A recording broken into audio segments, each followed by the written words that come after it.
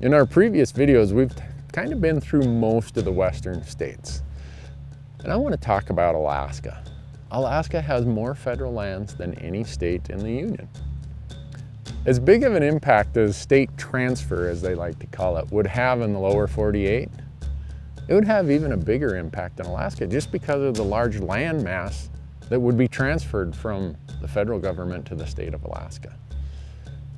And I'm going to be quick about what Alaska does with state lands, because you can go out to their state land board website and you're going to quickly see what the situation is.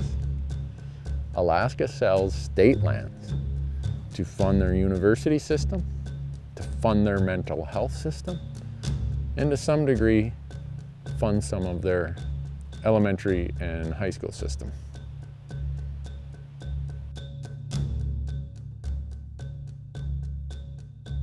You'll see how you can nominate parcels to be auctioned. There's a process that if you like a piece of state land, you can go to their land board and say, I'd like to buy that. Can we put it up for auction? Why does that affect us? Because right now, Alaska's selling their own assets. They're selling their own state lands. If Alaska wants to do that, knock yourself out. But there's no way, as a US citizen, I want to see tens of millions of acres of currently accessible, currently public federal lands granted to one state's land board just to increase their inventory so they can sell more land. I don't want to do that.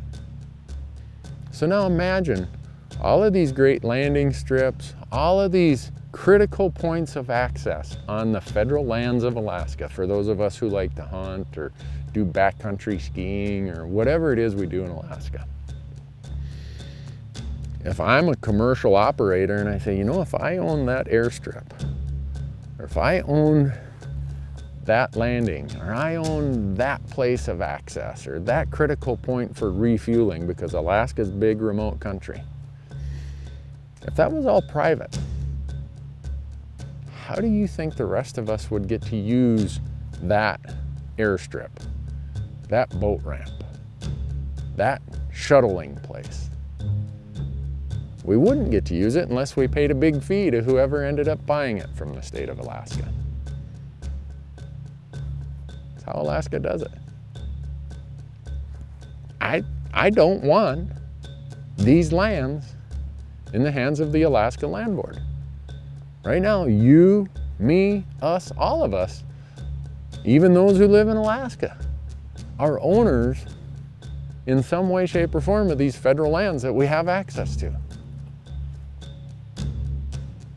As owners of those lands, why should we give them to the state of Alaska? Why should we give them to this small little group, this little board, this state land board, so that they can sell them to fund their mental health system, to fund their university system? You know, every other state, they pay for those costs out of their own tax bill. Property taxes, sales taxes, income taxes. I don't really care to have Alaska continuing to keep their taxes low by selling our public lands. It's that simple. So that gives you some ideas about what's at risk in Alaska. I'm going to wrap it up with the state of Oregon, because the state of Oregon has the best current example of why you should be concerned about what's called state transfer.